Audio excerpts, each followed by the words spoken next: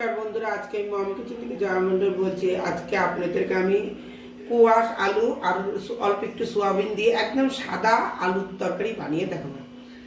এখানে আলু আছে আর কুয়াশ আছে। আলু কুয়াশ কেটে নিয়েছি, এখানে দুটা লঙ্কা কেটে নিয়েছি আর অল্প একটু সোয়াবিন গরম জলে সিদ্ধ করে নিচ্ছি। সোয়াবিনটা সিদ্ধ হয়ে গেছে, এখন আমি এই ছাঁকনি দিয়ে উঠাই নিচ্ছি আর ভালো করে জল দিয়ে ধুয়ে নেব। এখন আমি অল্প একটু সরষের তেল দিব সোয়াবিনটা ভাজা করার জন্য। আরেকটু ভাজা করে নেব সোয়াবিনটা। হলুদ লবণ দিয়ে নেই, আমি এমনি ভাজা করে নিচ্ছি। এখন আমি এর মধ্যে তেলটা গরম হোক,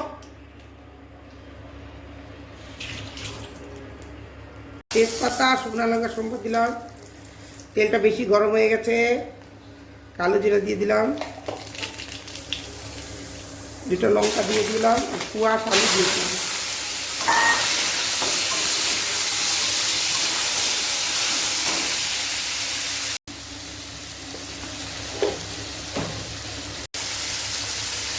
অল্প একটু হলুদ দিব। আলুর তরকারি হয় না সেরকমই আমি কুয়াশ দিয়ে সোয়াবিন দিয়ে তরকারি বানাবো, আলু তরকারি।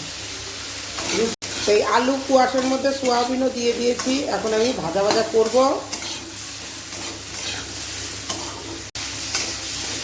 সোয়াবিন আলু কুয়াশ ভাজা ভাজা হয়ে গেছে, এখন আমি অল্প একটু জল দেবো সেদ্ধ হওয়ার জন্য। সেদ্ধ হয়ে গেছে, আরেকটু।